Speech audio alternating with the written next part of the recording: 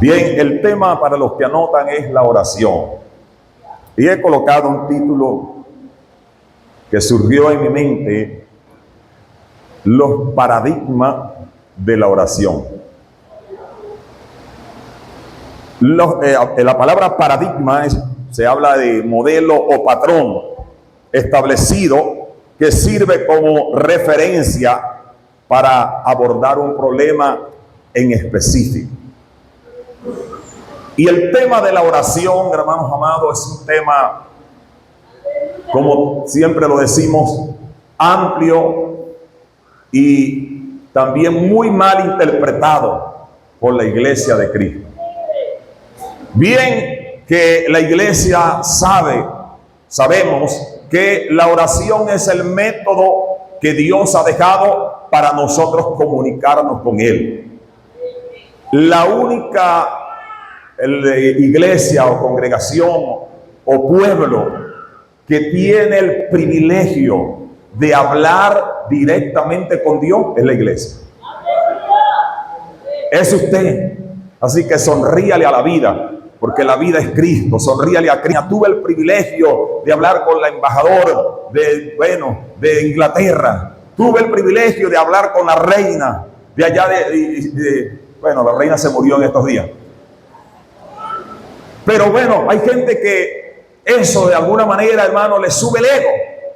Hermano, no, esa gente no tiene, comparado con la iglesia del Señor, hermano, eso es irrelevante, porque nosotros tenemos el privilegio de hablar con el Rey de Reyes, con el Señor de Señores, con el que le da el hálito de vida a todos estos plenipotenciarios, aleluya, a todos estos gobernantes, a toda esta gente, hermano, que hablan encopetado, orgulloso, prepotente, y que ellos creen, hermano, que pueden controlar con el poder ciertas cosas, pero nosotros sabemos, como lo hablábamos el domingo, que Dios controla todo, hermano. Dios no solo dirige el cielo, Dios dirige lo que está en la tierra, Dios dirige lo que está debajo de la tierra. El salmista David en el Salmo 135, él pudo declarar, reconocer públicamente que Dios gobernaba en el cielo, en la tierra y debajo de la tierra. Es decir, que los serafines, arcángeles y todos estos seres celestiales, aleluya, constantemente se postran delante de Él, reconociendo su señorío, reconociendo su majestad, reconociendo que Él es el dueño y amo absoluto de todas las cosas. Pero aquí en la tierra también, los que se engrandecen, los que se llenan de arrogancia, algún día ellos también, Dios le hace entender, como a Nabucodonosor, que Él es el que reina. Nabucodonosor fue hecho rey de reyes, pero Dios lo pasó por un proceso el cual la iglesia conoce, donde Él un día miró hacia el cielo y reconoció que Dios es rey de reyes. Y que Él hace lo que quiere, con quien quiere, en el lugar que quiere. Gloria al nombre del Señor. Pero también el mundo espiritual de las tinieblas, el diablo, sus demonios, todos esos ángeles caídos que se rebelaron contra el Cristo de la gloria, contra el Verbo hecho carne, contra Jesús de Nazaret, ellos también tiemblan ante la presencia de nuestro Rey. Ellos creen en Jesucristo. Aunque están condenados ya, ellos tiemblan ante la presencia de Dios. Hermanos amados, ¿por qué digo esto? Hermanos, porque si todos esos seres caídos, sabiendo que están condenados, creen en Dios, creen en Cristo y tiemblan, con más nosotros debemos vivir con temor y temblor, debemos estar persuadidos, debemos estar llenos de convicción de que el Cristo de la gloria vive, aleluya, y reina para siempre, y que Él habita en medio del candelero que es la iglesia, que somos nosotros, que Él dirige los tiempos, que si hoy estás pasando por una situación quizás de enfermedad, quizás de dolencia, es porque Él está aleluya, permitiendo ese sufrimiento para acercarte más a Él, para purificarte más, para elevarte a una posición, aleluya, de honor delante de Él. Que si Él está permitiendo, hermano, que circunstancias te afronten hoy, porque Él quiere que tú entiendas que, aleluya, los que se acercan a Él, los que claman a Él, no quedarán avergonzados. Que el Dios de la gloria hoy pueda llenarnos de ese gozo, de esa paz en el creer. Que podamos afianzar nuestra esperanza en la palabra de Dios y en la persona de su Hijo, y podamos darle gloria a Dios en medio de la enfermedad, en medio de la circunstancia económica que puedas estar viviendo, en medio del desaliento, en medio del desánimo. Tú puedas, aleluya, glorificar a Dios y decirle: Señor, aunque me siento desanimado, aunque me siento desanimada, aunque me siento que he perdido la esperanza, aleluya, yo sé que mi Redentor vive y al fin se levantará del polvo, y aunque deshecha esté mi piel, aún en mi carne he de ver a Dios, digo Job. Así que, hermano amado, hermana amada, aleluya, que Dios hoy te llene de ese gozo, de esa esperanza. Ahora bien, dicho esto, he tomado un texto donde es muy mal interpretado y es muy mal utilizado, y nuestro deber como predicador, mis estimados hermanos, es, a la luz de la Biblia, con la iluminación del Espíritu Santo, poder dar claridad a estos versículos que muchas personas lo interpretan a su manera, porque la idea de Dios, el propósito de Dios, es que usted y yo, cuando nos acerquemos a Él para hablar con Él, número uno, lo hagamos de la manera correcta. Número dos, entendamos que debemos estar unidos a Cristo. De eso nos habla el texto, de estar unidos a Cristo. Y número tres, nuestras oraciones tienen que ser moldeadas y guiadas por la bendita palabra del Señor. Aleluya. Eso nos habla el texto y de eso vamos a hablar. Y número tres, entonces cuando tú cumples con estas dos condiciones, entonces verás la promesa que tiene el texto. Todo lo que pidieres al Padre, porque cuando un hombre está unido a Cristo y está, aleluya, su palabra morando en él, entonces tus oraciones no serán caprichosas, tus oraciones no serán de acuerdo a tus deseos, tus oraciones serán alineadas con la voluntad de Dios. No reina tu voluntad, sino que la voluntad del cielo prevalecerá sobre la voluntad tuya. Aleluya. Y terminarás pidiendo aquello que Dios quiere para ti, aquello que tú necesitas, porque el Dios al cual le servimos no satisface deseos humanos. El Dios al cual nosotros le servimos, Él bendice al varón de deseo, pero nos da aquello que necesitamos, no lo que deseamos, lo que necesitamos. Sea bendito el nombre del Señor. Así que la oración eficaz nace en la unión con Cristo, es guiada por la palabra de Dios y glorifica en tercer lugar al Padre, como lo dice allí el verso 8 de lo que hemos leído. Dice: en esto es glorificado mi Padre, en que llevéis mucho fruto y seáis así mi discípulo. Mi hermano, el libro de Juan, a diferencia del libro de los otros evangelios, es un libro muy diferente, muy diferente. Aquellos se llaman los evangelios sinópticos. Están relacionados. La única diferencia es el tiempo y la audiencia a quien se le dijo y en el tiempo en que se dijo. Pero los hechos, ellos hablan de los hechos, de las obras de Jesús. Pero a diferencia de estos tres evangelios, Mateo, Marco y Lucas, el libro de Juan es un libro, hermano, llamado para los teólogos. Este libro, se me fue el nombre como ellos llaman este libro. Lo cierto es que este libro, a diferencia de aquellos tres, él habla acerca de quién es Cristo. Él no se detiene mucho a hablar como nosotros tres de la obra de Cristo, sino que él habla en esencia quién es Cristo. Y él comienza diciendo, en el principio, se va al pasado, en el principio era el verbo, y el verbo era con Dios, y el verbo era Dios. En él estaba la vida, y la vida era la luz de los hombres. Y aquel verbo fue hecho carne, y habitó entre nosotros, y vimos su gloria, gloria como el unigénito del Padre, lleno de gracia y de verdad. ¡Qué palabras tan elevadas, hermanos amados! Dice este libro, dice Juan, alabado el nombre del Señor. Y en este capítulo nos habla en una metáfora, utilizando la palabra vid. La palabra vid, o el pueblo de Israel, de alguna manera se identificaba con esta palabra. Ellos eran la viña del Señor. Ellos eran esa vid. En la antigüedad, esa era la viña del Señor. Pero en este tiempo Cristo se presenta para resumirle que Él es la vid verdadera. El contraste es que Él es la palabra verdadera. Ellos eran una vid extraña. Muchos pusieron sus ojos en Israel.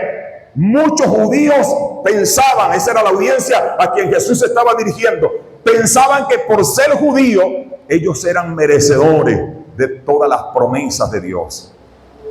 Pero Cristo aclara con esta metáfora. Él da a entender que no es solamente por ser judío que ellos merecen las promesas de Dios, que no es solamente por ser descendiente en la línea literal de la carne, por ser descendiente de Abraham, que ellos eran merecedores de la salvación, sino que para ser salvo tenían que estar unidos a la vid verdadera, que es Cristo. Porque él dijo en el versículo 5, dijo, yo soy la vid, vosotros los pámpanos. El que permanece en mí y yo en él, este lleva mucho fruto, porque separado de mí nada podéis hacer. Y la palabra nada es nada. Entonces, Él es la vid verdadera. Nosotros somos los pámpanos. ¿Cómo podemos entender nosotros esto? Que no es solamente decir yo creo en Dios. Uno. Dos, no es solamente decir yo asisto a la iglesia. Tres, no es solamente decir yo oro todos los días. Conozco gente católica y de otras religiones que oran como unos campeones. La diferencia, hermano, está en estar unido a Cristo. La palabra clave en este texto que hemos tomado como base es permanecer. Permanecer en Cristo. Ahora bien, hermano, en primer lugar, vamos a ver la condición de la oración. Las condiciones son dos. Si permanecéis en mí, dice el texto, versículo 7, y mis palabras permanecen en vosotros. Hay dos condiciones acá. ¿Por qué le puse como título los paradigmas de la oración? Porque la gente tiene un patrón, hermano. Oiga, la idea de que Cristo nos dejó un modelo de oración no es que nosotros seamos como los católicos. ¿Oraste, hermano? Sí, hermano, yo oré. Dije el Padre Nuestro. Es más, lo repetí 5 veces. Eso es un patrón. ¿Cómo debe ser dirigida nuestra oración? ¿A quién se dirige nuestra oración? ¿Y cómo debemos pedir en la oración?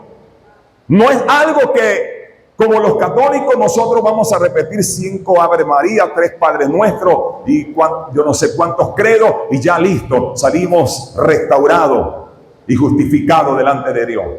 Es un patrón que lo utilizan los católicos y vamos a romper hoy con algunos paradigmas. Por ejemplo, a veces usted está en una situación,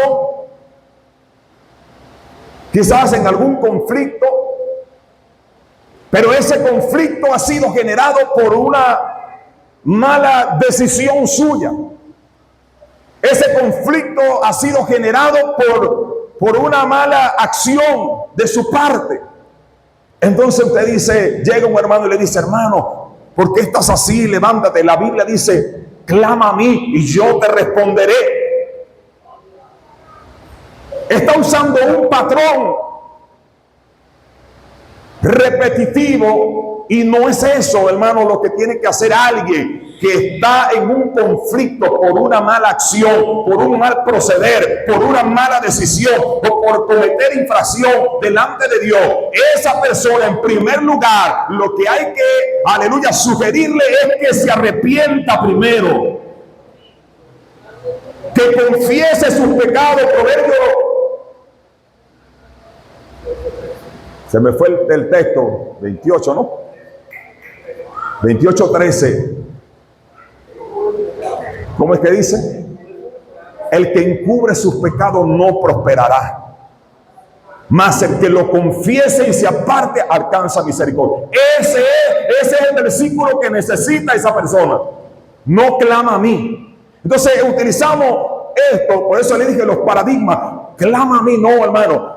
Ese versículo de Jeremías 33:3 fue dicho en un contexto donde la ciudad de Jerusalén, hermano, estaba en un conflicto nacional, donde le había dado la espalda a Dios y Dios había levantado a este profeta Jeremías para advertirle que el ejército babilonio venía, es decir, ya estaban sitiados por el ejército babilonio, y a él, por haber dicho la verdad, por haber profetizado la palabra, el rey de Jerusalén lo había puesto preso a pan y agua. Y estando en ese conflicto, estando en esa condición, entonces viene palabra de Dios a Jeremías diciéndole: Jeremías, clama a mí y yo te responderé y te enseñaré cosas grandes y ocultas que tú no conoces. Entonces, cuando usted y yo necesitamos ese versículo, cuando tú estás padeciendo por hacer la voluntad de Dios, cuando tú estás, aleluya, cumpliendo con los propósitos divinos, y el diablo se levanta y te lanza por aquí, te lanza por allá, y viene cualquier cosa, cualquier demonio, aleluya, a hablar contra ti, entonces allí es donde resalta ese versículo, y tú puedes levantar tu mirada al cielo y puedes decirle a Dios: Señor, así como Jeremías, me encuentro aquí en lucha, en batalla, en desaliento, estoy desanimado, pero tú le dijiste a Jeremías: clama a mí y yo te responderé. Hoy invoco tu nombre, en este momento clamo a ti, porque tú no cambias, porque tú eres el mismo ayer, hoy, como siglo. Pero sí estamos entendiendo que a veces utilizamos ese versículo mal. Y así como es, hermano, hay otros versículos. Por ejemplo, hay una persona que le gusta quitar prestado. ¿Dónde están? Que le gusta endeudarse, que quiere vivir más alto que como que si fuera rico, pero resulta que Dios te ha permitido estar en una condición media, porque no creo que aquí hayamos personas de pobreza extrema, solamente los del viñedo. Sí, a ellos le dan la bolsa porque que son de pobreza extrema, pero no creo que tampoco los del viñedo están en pobreza extrema. Pero si hay personas, hermanos amados, que están endeudados y están pasando por una serie de cosas, hermanos, porque, bueno, ellos quieren vivir como ricos. Tiene 3 pares de zapatos, pero quiere 2 más.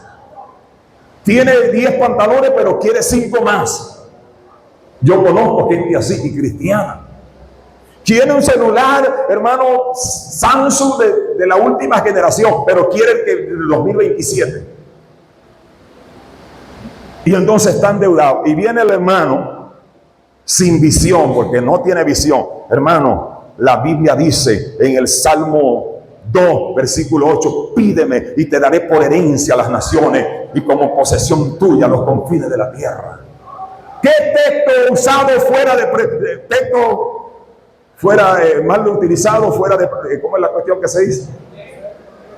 Fuera de contexto es usado como pretexto. Hermano, ese texto fue dicho en un contexto donde David supuestamente Dios lo elige como el ungido, como el rey de Israel y lo establece. Entonces se levantó todos los reinos contra él. Uno de los reyes que tuvo más guerra fue David. La gente se amotinó y la gente vino contra David. Y David era un tipo de Cristo. Y ese texto apuntaba a Jesucristo, porque ese texto, el que lo vivió a plenitud, fue Cristo. Pero fue dicho en ese contexto donde la gente se levantó contra David. Entonces viene palabra de Dios y Dios le dice a David, pídeme y te daré por herencia a las naciones.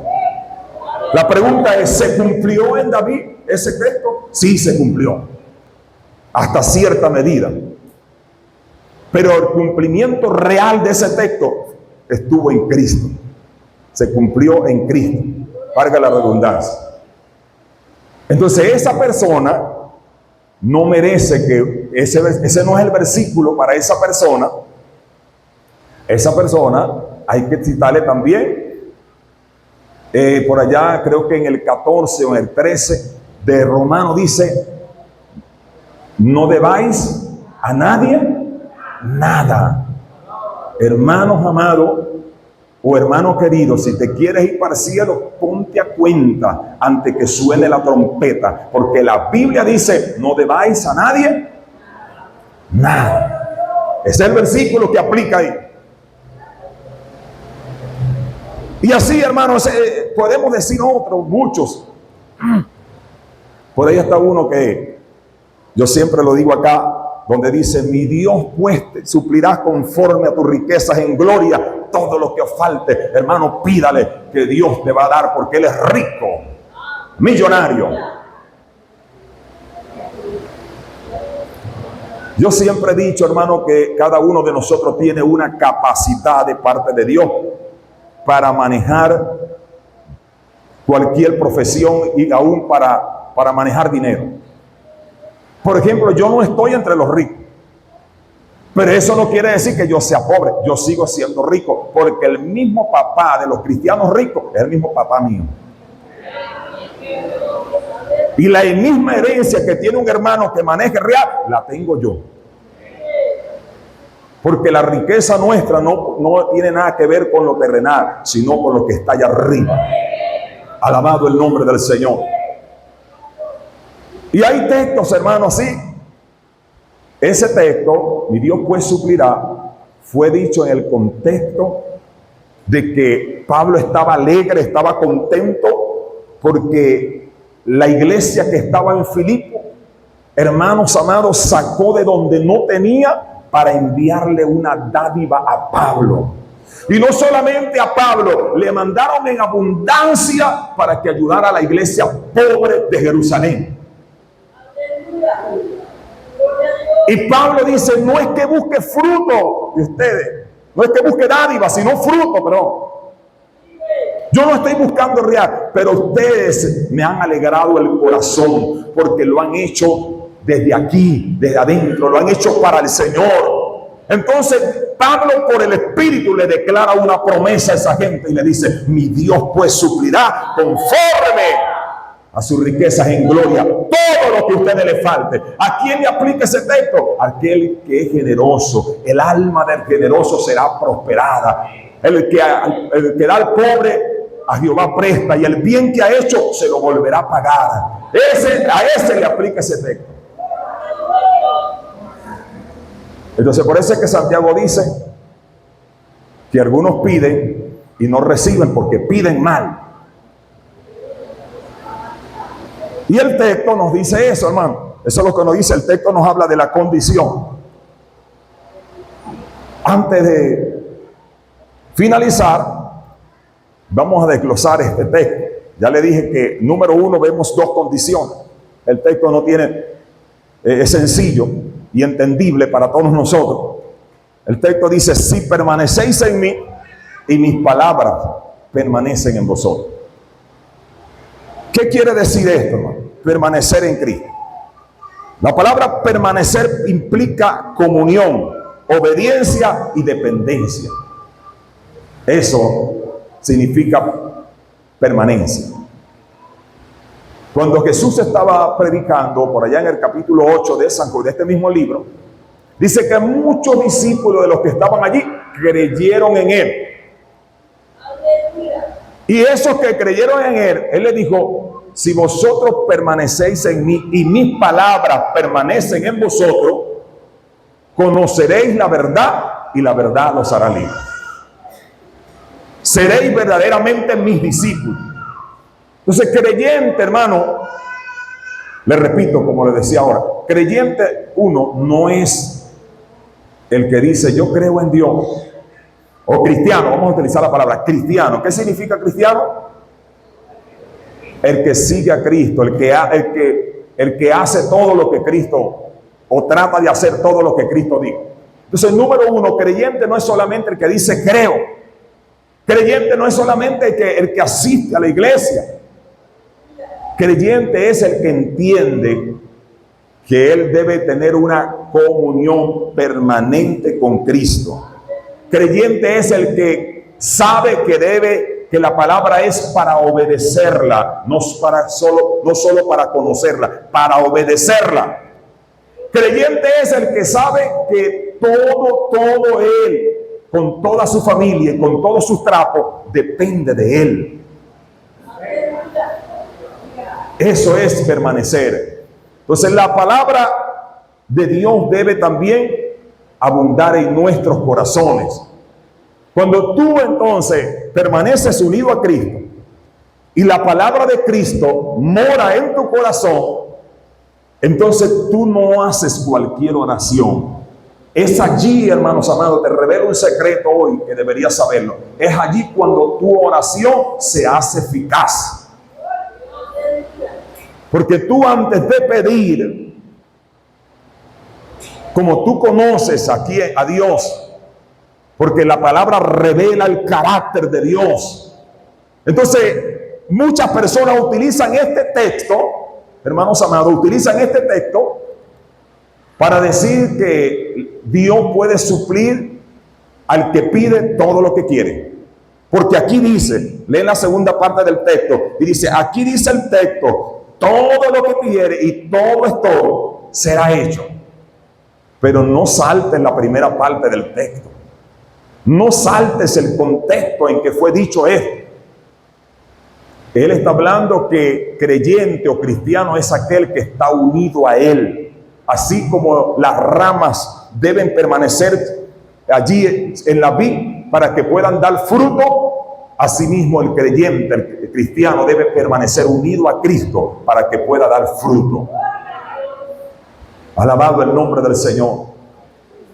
Entonces, el secreto, la clave para nosotros pedir, hermano, y que todo nos sea concedido, es que tus oraciones estén alineadas con la voluntad de Dios. Con la voluntad de Dios.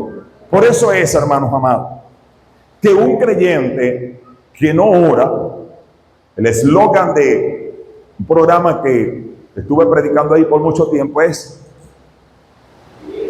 vivir en oración, porque vivir sin orar es vivir sin Dios. Hermano, el creyente que no ora difícilmente va a alcanzar el éxito o va a crecer en el Señor de la manera correcta. Porque este texto presenta una tensión. ¿Y cuál es la tensión que presenta este texto? Bueno, que el que lo malinterpreta vea en este texto como que si el creyente fuera omnipotente. El que lo malinterpreta. Pero el que ve a la luz del contexto y interpreta correctamente el texto, no va a haber omnipotencia en el creyente, sino que va a haber es la soberanía de Dios impuesta en este texto para todos sus hijos. Alabado el nombre del Señor. Porque lo que impera acá es la voluntad de Dios y no la voluntad del hombre.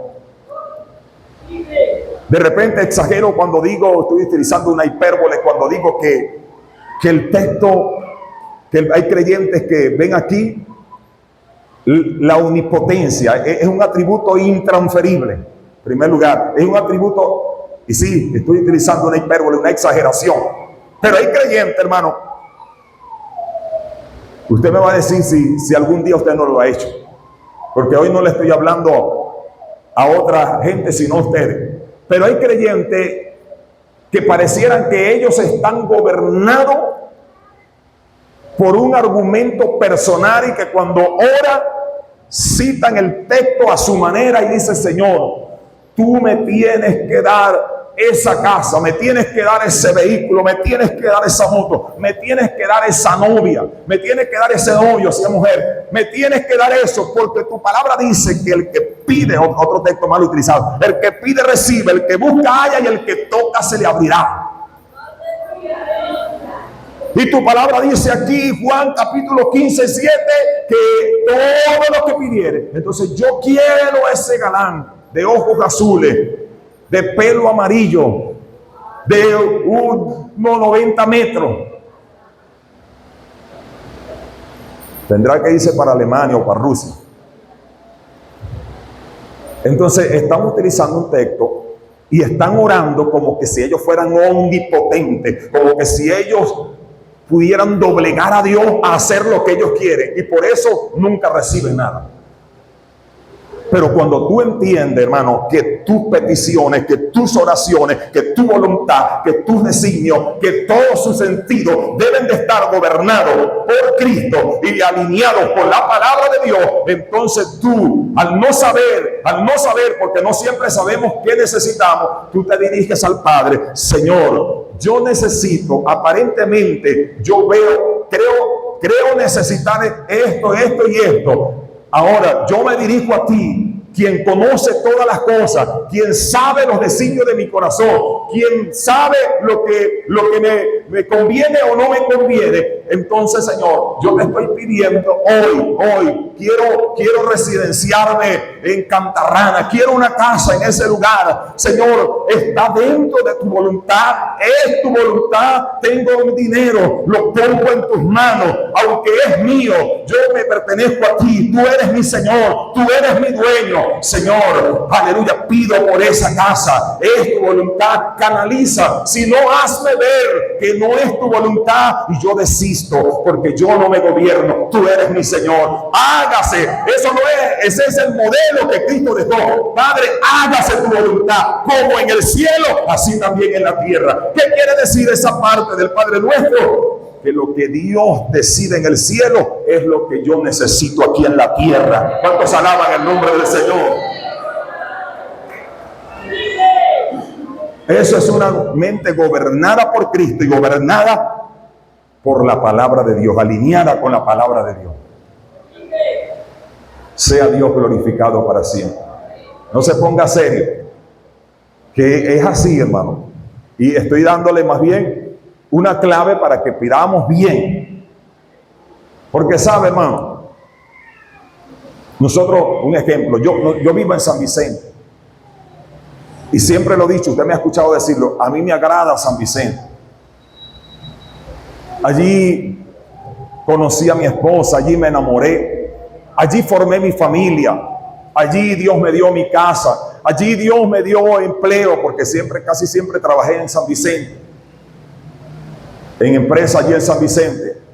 Allí, hermano, crecieron mis hijos, eduqué a mis hijos